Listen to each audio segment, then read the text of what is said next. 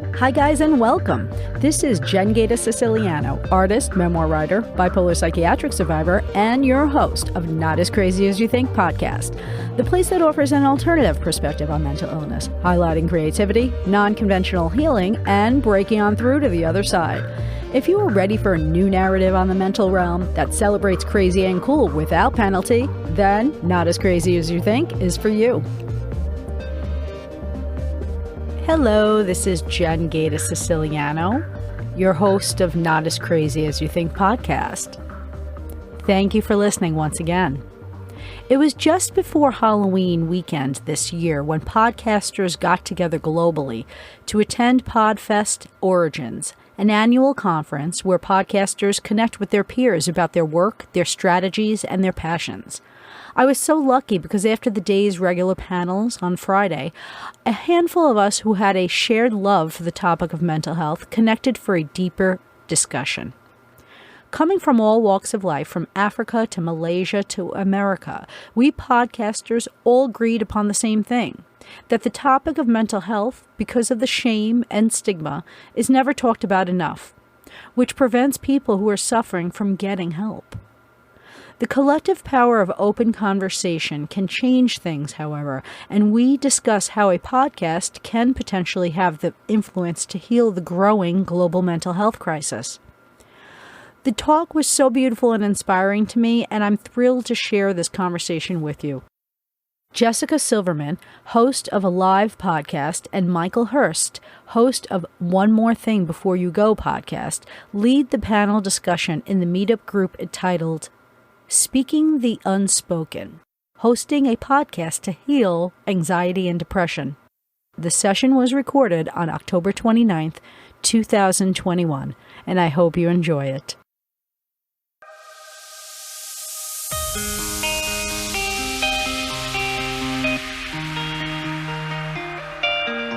So tell me a little bit about yourself, Sarah, and what brought you here today.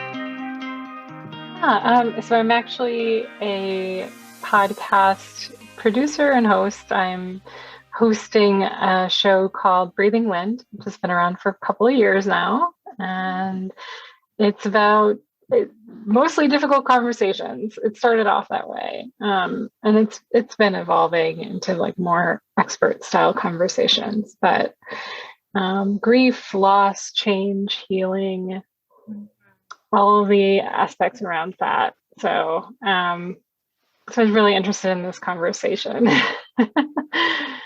So I lost my dad to cancer in 2016, and I didn't feel that enough people were having conversations about grief around parent loss at that time. I think it's changed a lot now, but I wanted to kind of address that community of people in their 20s and 30s who had lost parents, because it just felt like an anchor had left me. And that's really what inspired me. He was always about community and conversations and growth. And I also wanted to connect with community. And it's just been so wonderful, such a lovely and profound experience, especially season 1, which was more about stories and holding space for other people while I was processing grief. And season 2 has been a little bit more of an expert focus. While I'm processing healing, every year has a different theme that kind of aligns with my process too. Oh, that's really beautiful. And it's called Breathing Wind, you said? Yes. Breathing Wind. Wow. Yeah, Michael. So Michael can speak for his podcast. It's called Before You Go. I don't know if you had a chance to hear him speak this morning. And then I spoke before him as well. Mine is called Alive. So it's not just mental health focused, but I do have an open forum for a lot of really hard conversations around grief, loss, traumatic experiences, just really to give not only my guests, but also the audience, right? To really give people voice, right? And have a platform where people can feel, like you said, these conversations are not happening often. And even in our own homes, right? People don't necessarily understand us the way we need to be understood, right? Even friends and family sometimes have a hard time really offering that safe space that I feel like we sometimes need. as we're processing grief. So Yeah. Yeah, I did go to Michael's. I didn't make it to yours, Jessica. I'm in the Bay Area, so it was just a little bit too early for me. It was too early for me too, and I'm in Florida. So But I did download your talk that you have on your website, and I watched that last night just to see a little bit more where you're coming from. So I appreciated that. I love the acronym. Alive. Yeah. Thank you. I also posted, I just did after I did the talk, I posted the link to the presentation. So if you want to go great. there, it'll just open a Google Drive link. You don't have to put your email or anything. You can just go there and download the talk. So thanks. You're welcome. So anyway, I really wanted to bring Michael on because he has a different approach, I think, to healing than I do. Mine is, I feel like, more about life, and Michael's is more about processing, right, grief before you go. So I thought it would be a really good dynamic to kind of have both of us here, and then you ladies as podcasters or anyone joining have a chance to just ask us questions about hosting the podcast. Or Sarah, I know you mentioned transitioning from story to more of an expert format. And if you have any questions around that, Michael and I are here for you. This is kind of more of a deep dive time where you get to talk to us, and it's not just about watching a presentation, but really getting a chance to engage in community. So, well, thank you for holding this. You're welcome. Yeah. So when did you start your podcast, Sarah? 2020. I'd say a couple of years because it really started in 2019. It was one of those that was hard to hit publish on. I felt so vulnerable, and I was so anxious about it at first, but it was good. It was a really good experience to hit the publish and to keep growing and going out of that 2020 space. And then, of course, the pandemic changed everything in some good ways. Yeah, I started my podcast also in 2020. I call it a pandemic baby, and it was born again like you, different type of, trauma. Yours is grief, and mine was more just mental health and anxiety and trauma that I was going through and still moving through. So like you, it really helped me to process a lot of the repressed emotions. I never felt like I had anyone that really kind of understood that. And I think there's just a magical connection between yourself and the mic. Even if I do a solo episode or I have a guest, kind of hearing their story, it's an incredibly healing experience. And that's why I focus my talk all around that, because I think people don't think of podcasting that way, right? They think of either like a crime drama or like a self-help. But I think it can also be an incredibly healing experience, especially with like digital technology and all the distractions, and kind of this concept that I love recently called digital dopamine, right? Like social media, like Facebook, Instagram, it's so busy. And to me, when I click on Apple Podcasts or Spotify, and it's just you and the voice, right? Inside of your ears, you can take it outside, you can go for a walk in nature. It's literally been invaluable for me. And before I even started my show, listening to other shows back in 2015 inspired me to step away from many toxic situations in my life that I was tolerating. I was 80 plus pounds overweight. I was working in a job that was causing me daily panic attacks and depression. And so I'm just, again, very passionate now that I get to give back, and helping other podcasters as well be able to share their voice and do the same, right? Kind of creating this butterfly effect. Very cool. Peter is here. Let me let in Peter. Do you want to introduce yourself, Michael, for anyone that maybe missed your talk this morning? You guys may have missed my talk this morning. If you were there, thank you very much for joining me. I appreciate it. I'm the host and producer of One More Thing Before You Go. And basically, it's a podcast about life and death and everything in between. We give the opportunity to talk about what we're talking about now, the hard things that other people don't want to talk about. We talk about loss, and we talk about triumph over tragedy. like Jessica did in her presentation this morning, actually, when she talked about rape victims and molestation victims and so forth. We kind of talk people through that as well. That's only one portion of my podcast. That's how it started, but it's evolved into something much bigger since then. But basically, it gives people an opportunity to be able to say what they didn't get to say when they lost somebody, or talk through it. So that's kind of where my podcast comes from. It is a passion that I've had since I lost my father when I was very young. I was 15 years old, and we lost him unexpectedly to cancer. And it kind of left a void in my life for a really long time. And when I became a police officer, I was with many, unfortunately, and fortunately and unfortunately, it's a double-edged sword, with people who had passed on and didn't have anybody while they passed on, and except for me being there and asking me to deliver messages and things like that to loved ones, or knocking on the door and telling somebody that somebody had passed away. So One More Thing Before You Go was kind of born from that. Thank you so much for sharing, Michael. Absolutely. I see Peter just joined us. Hello, Peter. Good to see you. Hi, Peter. Hello. Hello, everyone. I liked your costume this morning. Thank you. Would you like to say hello? Yes. Hello, everyone. I'm Peter from Malaysia. So right now it's 3:49 a.m. Oh my goodness, it's late. Yeah, I enjoyed the session. So throughout the session, yeah, learned a lot from you all. Yeah. Nice. And you have a show as well? You want to tell us about that? Yeah, my show is about startup. So I interview entrepreneurs and business owner to share their story to inspire the startup owner. Yeah. Nice.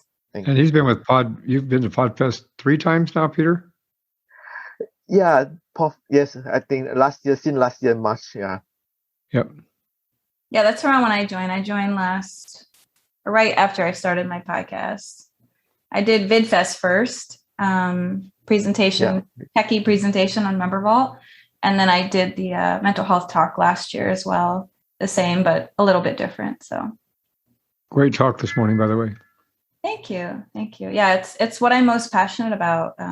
Just the whole concept of how to have hard conversations, because I just think that there's a lot of topics that are very taboo, or people they don't touch at all on social media, even in podcasting, and definitely in conversation out in the real world. And I just think the more we can create spaces like this and just even open that door, right? Even just to bring up the concept of how to have a hard conversation, right? A lot of people don't even know how to do that. And what are kind of the first steps? How do you approach, right, somebody that is still in a sensitive space and is experiencing trauma, and how to make somebody feel safe? And I think that's why a lot of people tread lightly when it comes to that, because it's hard, right? It's fun and easy to talk about strategy and Instagram and funnels, right? I'll be doing that next week, but my real passion lies in this, because that's not spoken about often, right? Instagram is overloaded, right, with content and speakers, and so I think the more we can have, right, that's why I called it speaking the unspoken, right? What are we not talking about that the world needs, and that's why I felt compelled to even share the study of 300 doctors surveyed, post-pandemic, what is our biggest non-public health issue, right? And 83% said mental health, right? Depression, anxiety, it's grief, right? It's all one and the same. Trauma, right? Big T trauma, little T trauma, collective, ancestral trauma. It's all just very important and not talked about enough. And like you, Sarah, it's been a process for me to even be able to say it the way I say it now. I know sometimes it seems like it just rolls off my tongue, but it's just years of speaking up. I grew up in a home where I was silenced most of the time, not intentionally by my parents, but I just was silenced all around. And I felt like, who am I? Like, I'm a writer. I'm just meant to be behind the screen, writing the script. And children growing up used to tell me that, but there was just a piece of me that felt like I needed to exercise this. I needed to share in a different way that you can't convey, right, in written form. I think speaking, right, just has its own energy. And so this has really been a process for me. And Podfest last year was my first time really public speaking in this forum. I've done a lot of like community talks, or I do group coaching, right? Intimate with like 10 to 15 people, but speaking right on a stage or virtual stage is really new to me. And so. Well, and it's a subject, unfortunately, that's not talked about enough. It's taboo. I mean, and it shouldn't be taboo.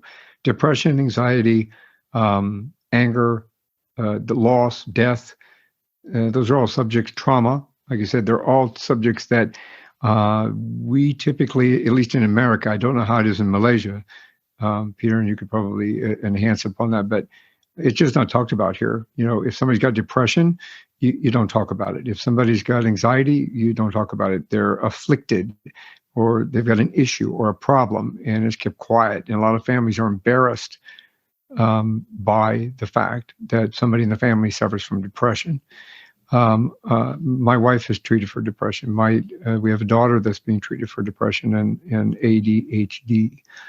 And typically, I was brought up in that kind of an environment myself, in a Catholic environment, actually. So and when I say this, I'm not trashing Catholic religion, don't get me wrong, but it's a very strict, upbringing where you don't talk about this, you don't talk about that, just deal with it, keep it a secret, don't tell anybody. Nobody outside the house is supposed to know what's going on. And I think that the availability and the opportunity to share let people out there know that you're not alone, that it is normal to have depression. It is normal to have anxiety. It is normal to be able to deal with a situation that you have a hard time dealing with. It's normal to have those feelings. It's normal to act that way, and to be that way, or to have depression or anxiety, or be diagnosed with it in such a manner that it's not. It's not about, and I don't want to say this the wrong way. I grew up with alcoholic parents. So when people come out and say I'm an alcoholic, they want to go get some help, right? You got 10 to 12 step program. You can go get rehab. You can go get this. You can go get that. But when people talk about depression, it's shh. Mm-hmm. Don't tell anybody that. Mm-hmm. And I think that at least on my podcast, I know in your podcast, it gives an opportunity for people to talk about that, so that it gets it out in the open. It gets to say that you're not alone. It's okay that you've got this. It's okay that you're working on it.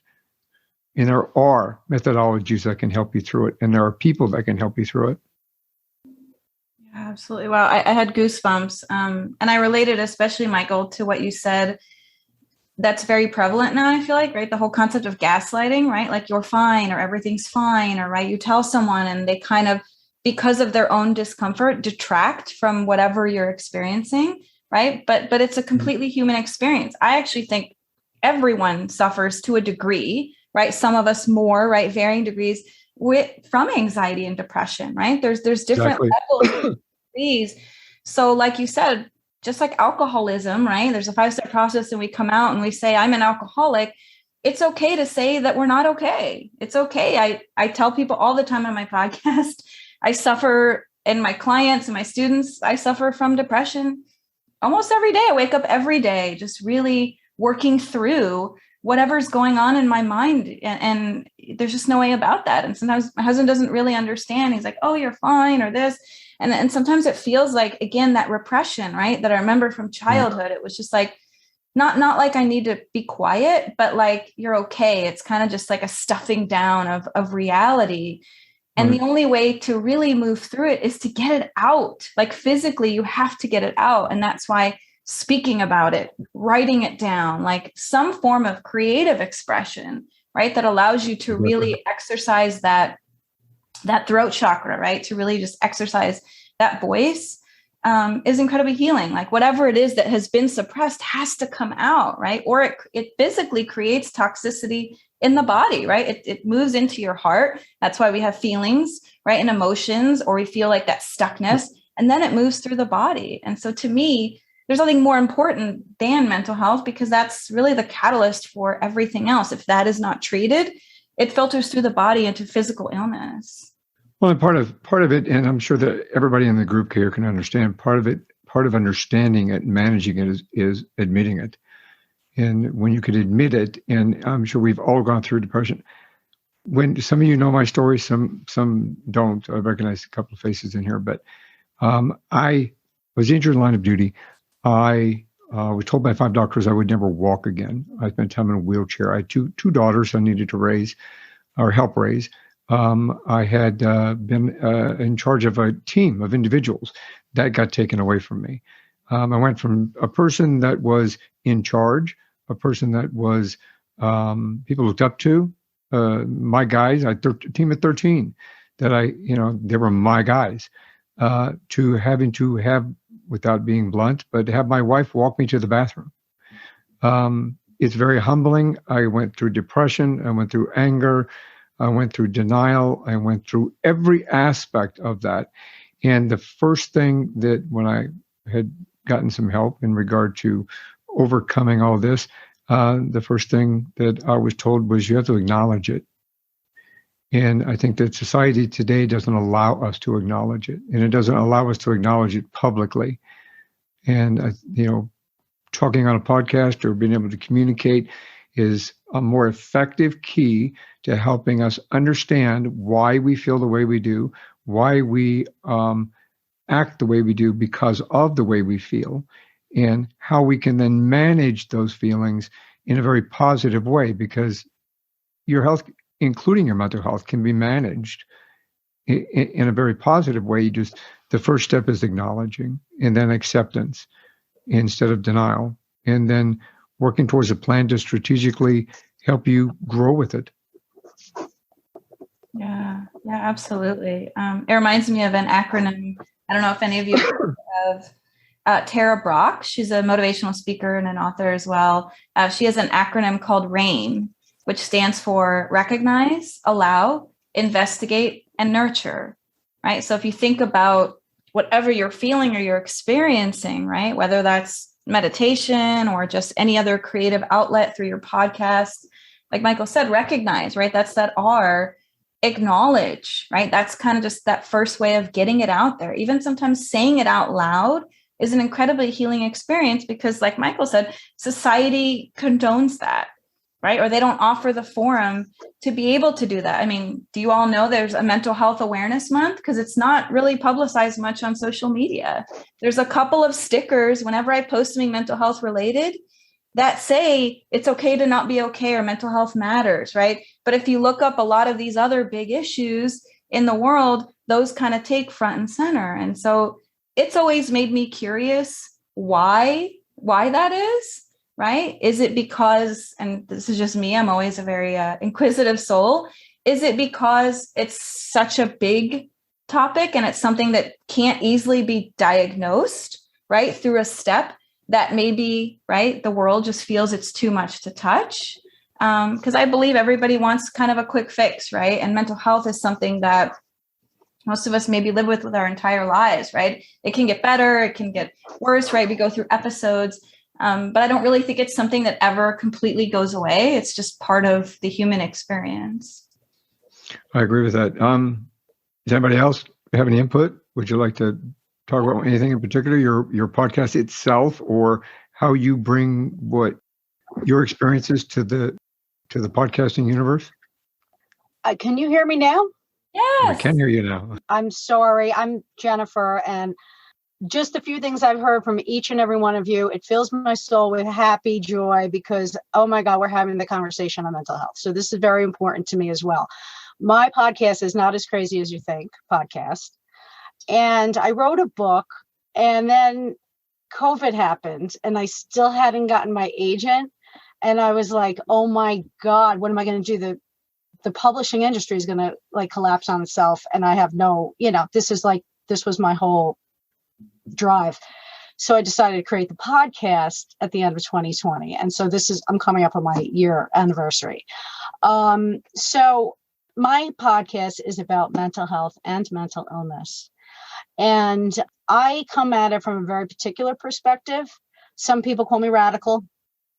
I say, there's a lot of people out there, and we all have a different way of approaching this matter. And I do believe that one of the reasons why, say, there's not enough movement behind a mental health acknowledgement, admitting to ourselves or sharing, oh, we have problems with mental illness, it's because of the stigma. And the stigma, I believe personally, and again, this is where I come from, is because a lot of what's offered to people is traditional Western psychiatry. And while that's, and again, no judgment on anybody who's taking medication or feels that they want to go down that traditional course of action for treatment, but there are lots of different opportunities for you to go about healing that are alternative. And that's really not pushed enough. And I do believe if that was pushed more, people wouldn't be so afraid. And I'll tell you why they're afraid, because a person's background like my own, which was horrendous because I was labeled very young at 22 with a very severe label. And I had a near-death experience and they didn't believe me. So I became a delusional, person after that. And from that point on, I had these experiences where I was in and out of these states of consciousness. And many shamanic cultures would say, hey, this is what we go through. These are gifted people. These are not mentally ill people. But there is a whole huge sect of the population who are being labeled with the worst of these disorders. And yes, we need assistance. We need something. But we don't need to be told that we're completely abnormal, that our biology is faulty, that we will never heal, that this was the narrative of the professional help that was given to me throughout the course of my entire life. And they still have the same narrative. So yes, I come from a particularly critical perspective, but in my podcast, I do offer alternatives. I have a therapist, I have a dream therapist, I have a naturopath, I have all these people who I interview. A medical marijuana doctor, another alternative route. There's psychedelic medicine now. So yes, and creativity. I'm an artist. So it's all about pushing these alternatives out there. I do really, really, really believe that more people would get help if other courses of action were given to them. So that's basically where I come from. And I thank all of you because you're all doing it. You're all doing it. And it's so exciting. Yeah, Jennifer, can you tell us, since we didn't get, what is the name of your podcast again? Please? Not as crazy as you think. As crazy as you think. Yeah. Chat.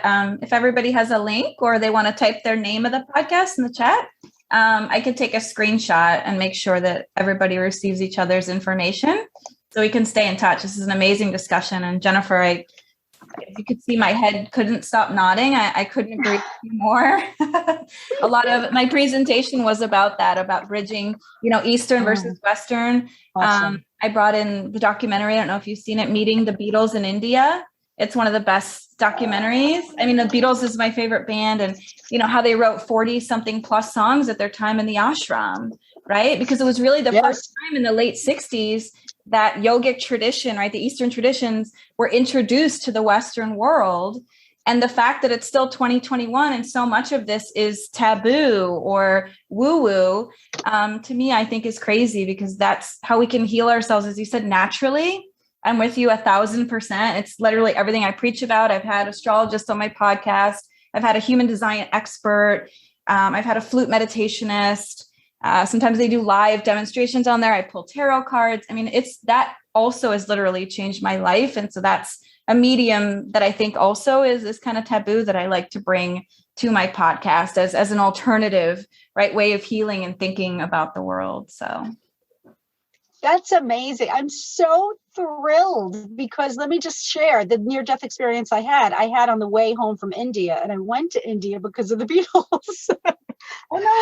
So these things do drive us, and they're very, important. And thank you so much. My gosh, I'm so thrilled that there's someone else out there that's pursuing these alternative ways. We have a couple of things in common. I'm old enough to really understand the Beatles because I grew up with them. So, so Peter, will you want to talk a little bit about your podcast, Peter? Yeah, I just shared just now. So it's more on the interview base for the entrepreneurs. for entrepreneurs. You and I have spoken last year. I think you and I had a conversation. Yeah, a couple of different conversations actually. The you talk to people from just in the Asian area or all over the world? When I start, it's more on Malaysia. Now, it's my guess is more on the US, UK side. Yeah. From that side, so it's grown quite extensively. Right. That's interesting. Do you talk? What is your perspective on mental health? How is it treated in Malaysia or in Asia, for anywhere in Asia?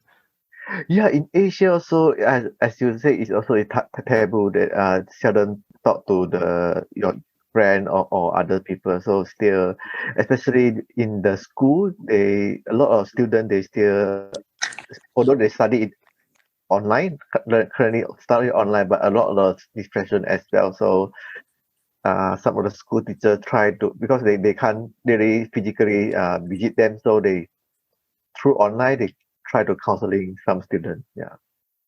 I see. So do they use more Western type based medicine to treat people with mental health, or do they? Yeah, I think it's more on the Western style. Yeah. Western style counseling, and then throughout the meditation, yoga.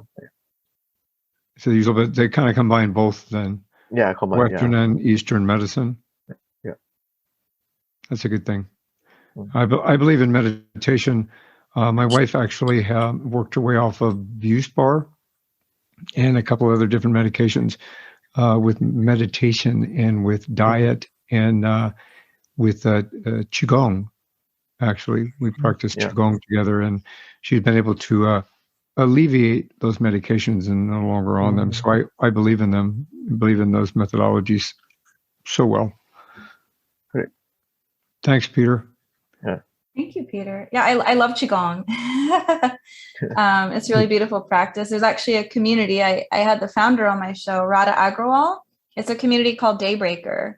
And she has a membership called Dose, and it's based on the science of movement, right? So whether that's dance, she has Qigong, yoga, meditation, big dance parties, right? There's a variety for all ages and all physical abilities to tap into activating those neurochemicals, right? Naturally. So dopamine, oxytocin, serotonin, and endorphins. And so Qigong is a big practice of that, and something I actually teach in one of my courses. So I love Qigong. Qigong has helped get me, that's my main form of exercise, actually.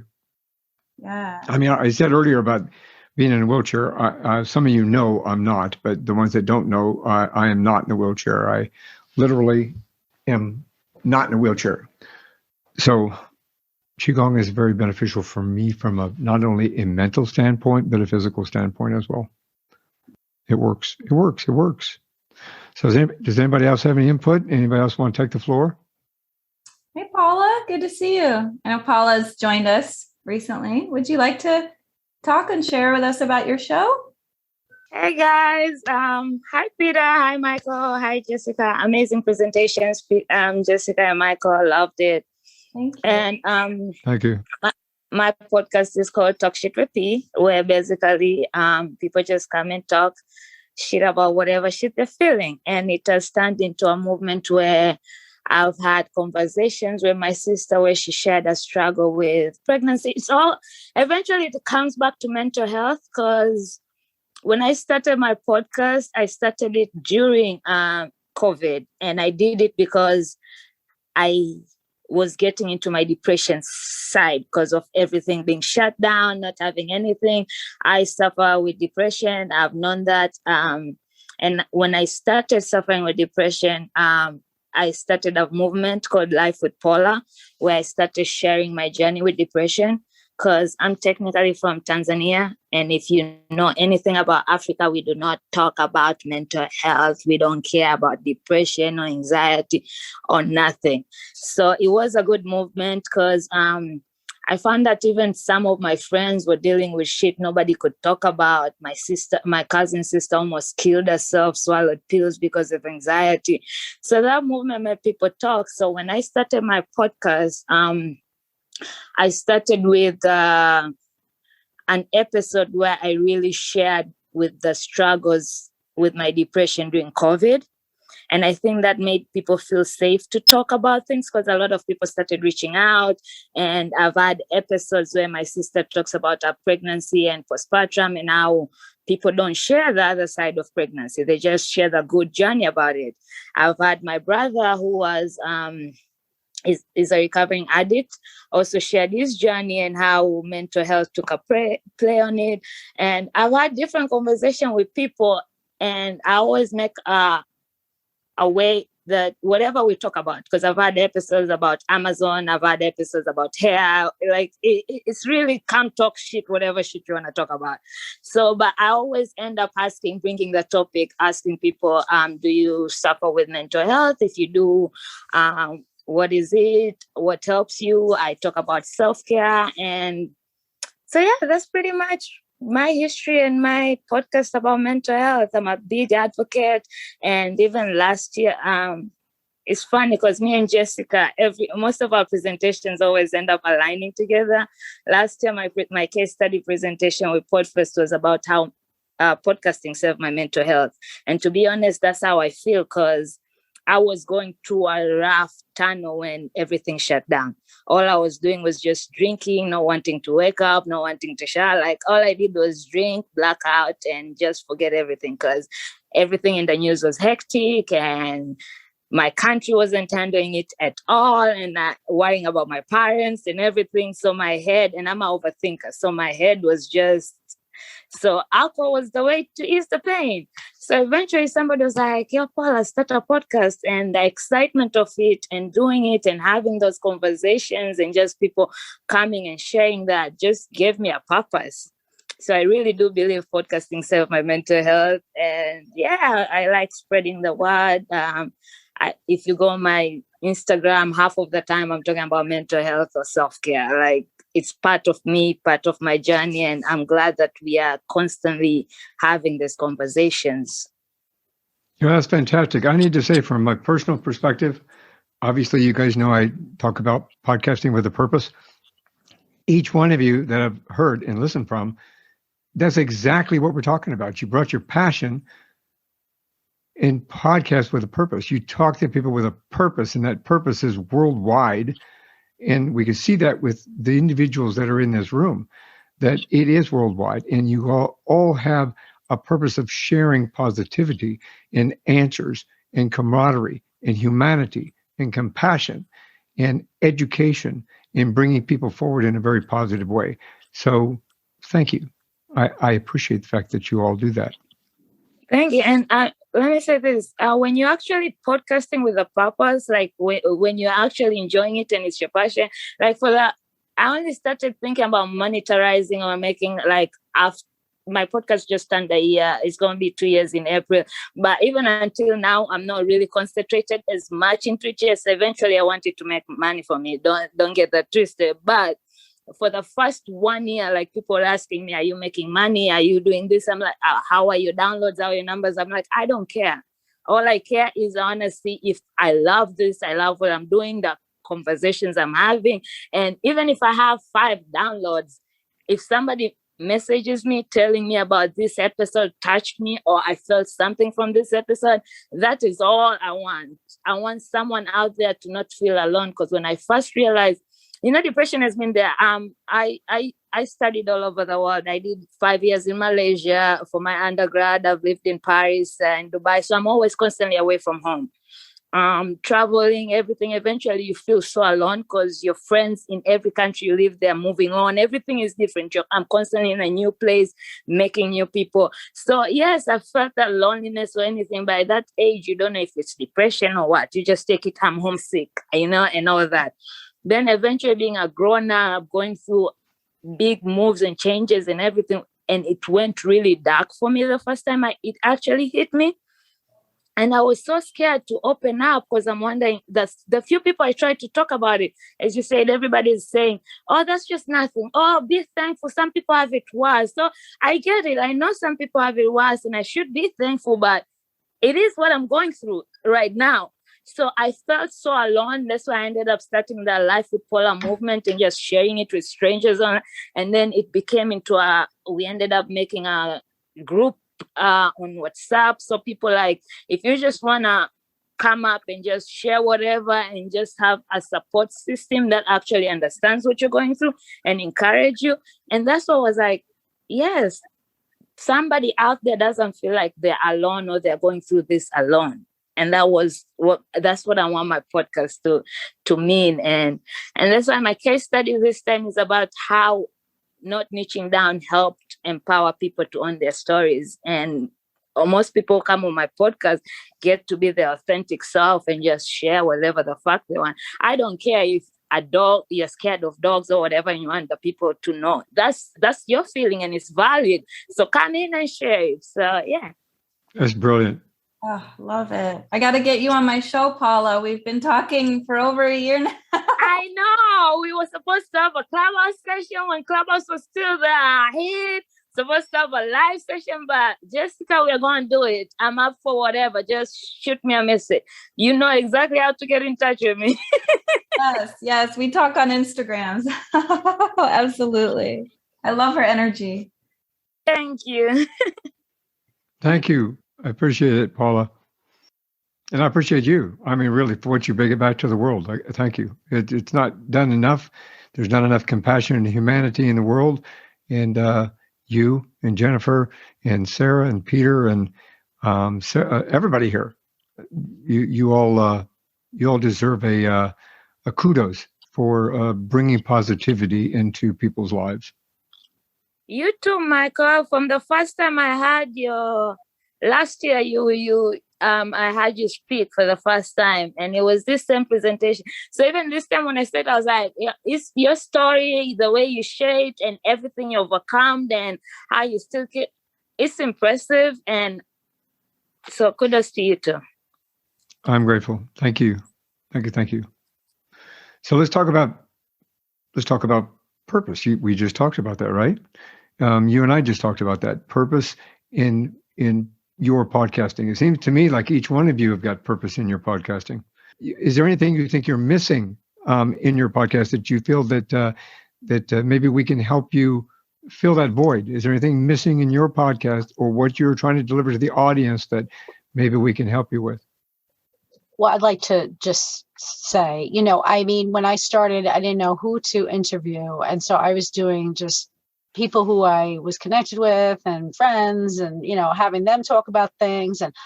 But I feel like where I need to reach out more, and I know that I was plugging into other sessions and stuff who were talking about this, but I feel like getting guests who are, they have a lot of legitimacy.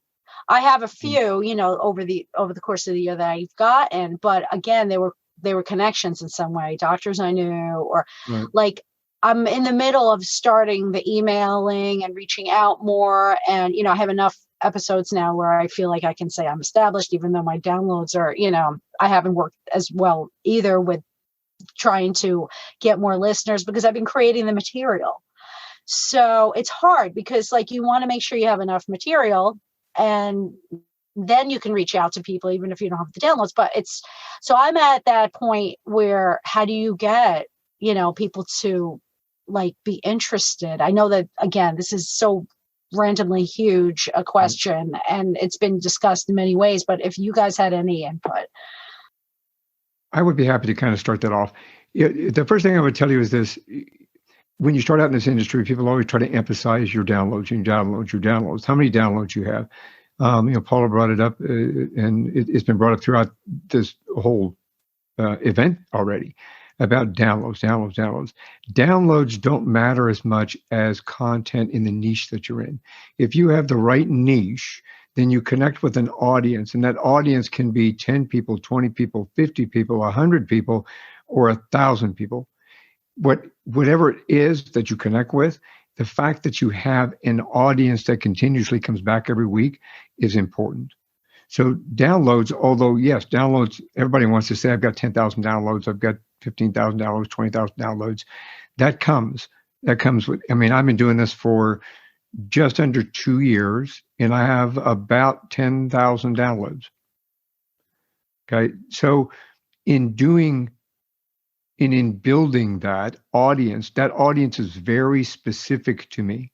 So although I've got 10,000 downloads, and some people say, well, I got 50,000 downloads, but the 50,000 downloads you have may not be unique to your niche. They're just people that listened to it once and left.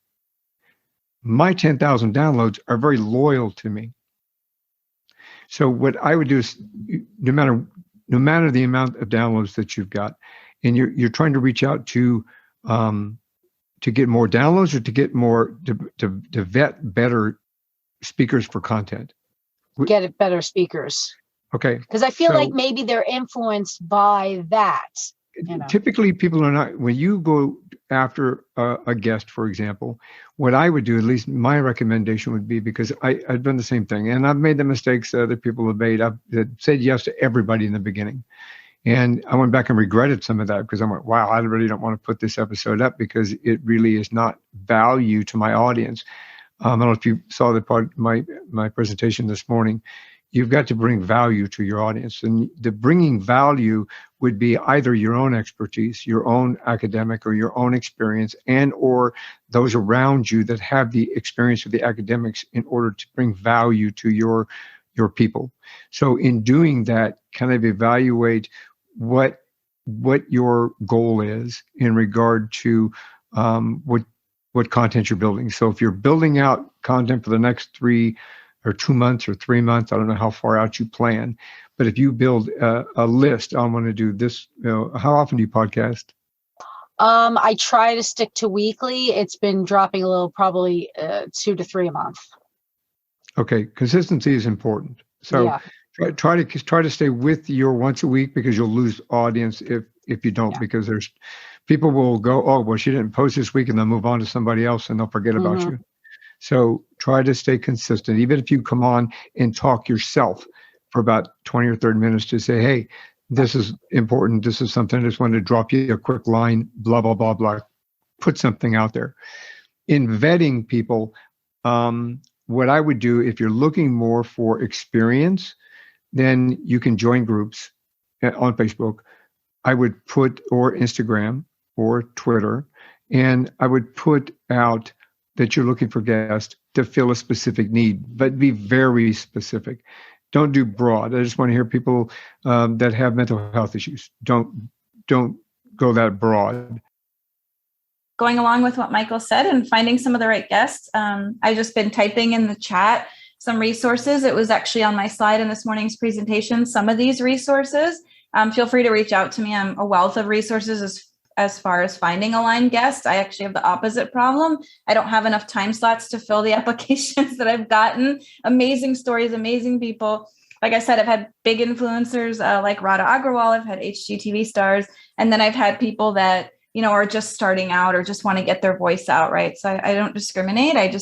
Jennifer, I always look for a good story and just feel in my intuition who I feel would be a really valuable guest.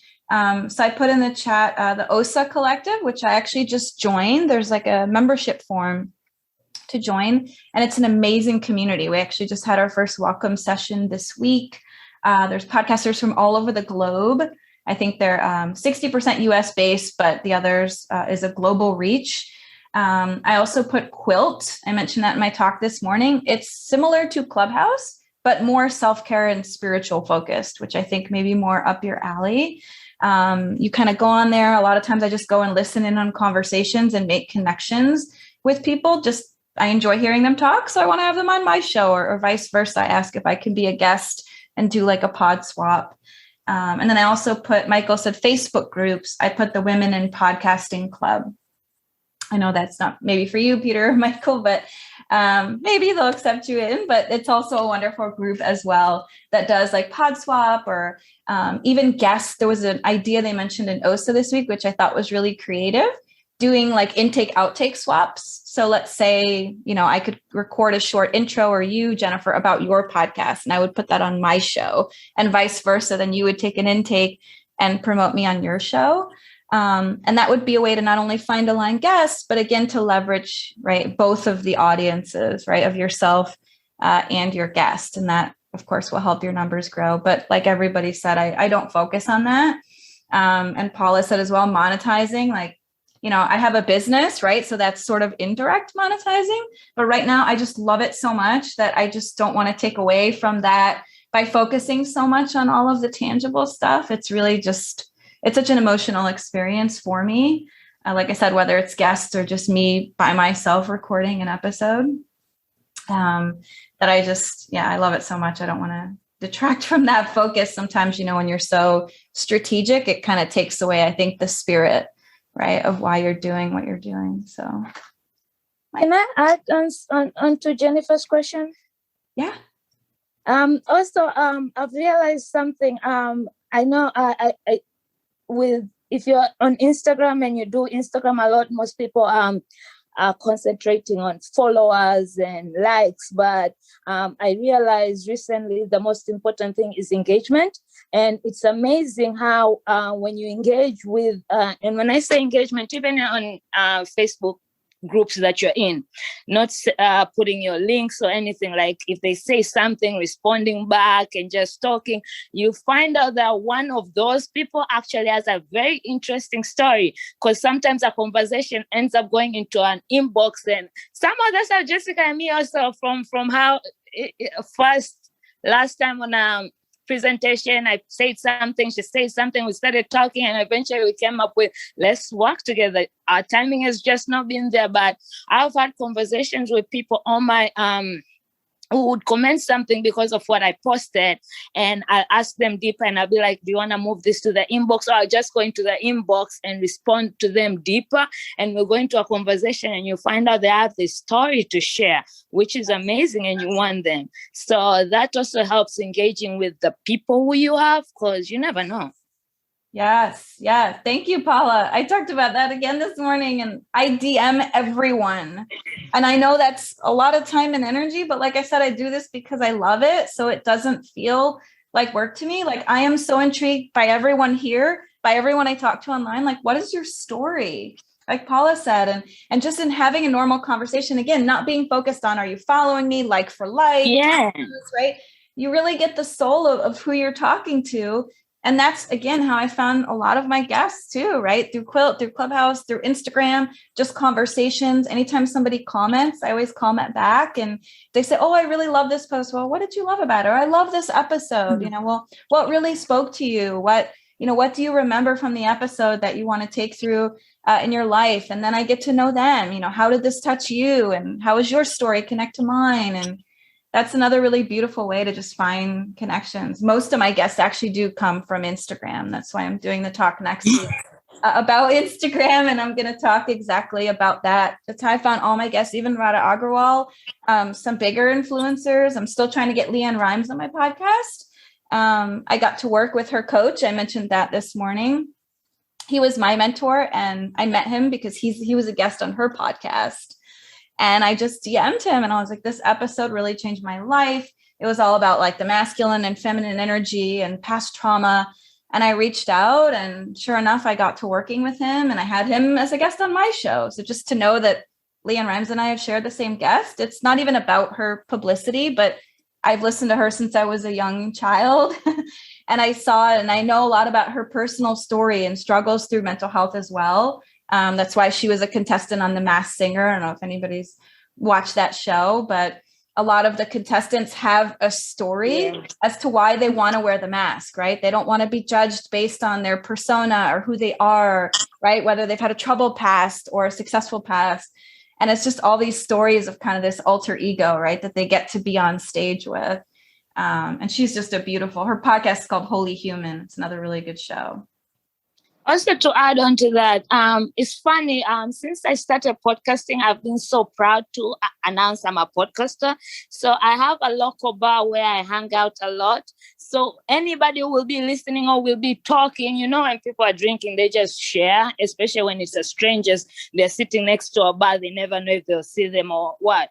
And if it's an interesting story or just a mental health, I'll be like, oh my God, I actually have a podcast. If you ever want to share your story, let's talk more, and half of them have come. I've gone to a free market and I was helping a friend set up and do a fast sale of our merchandise.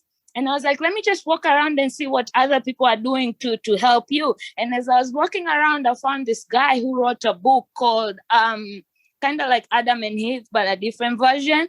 And I asked him what the book was about. And he told me, it was like, men don't talk about mental health. And this is my story, my struggle for mental health. I have a son. I want him to be able. I was like, oh my God, this is amazing. Can I have your card? Do you ever want to be on a podcast? I have a podcast. So anyway, you go and you just start conversation with somebody, just drop that in. I love that. I saw a shirt once online. I was going to buy it. It said something like, hey, I'm a podcaster or something like that.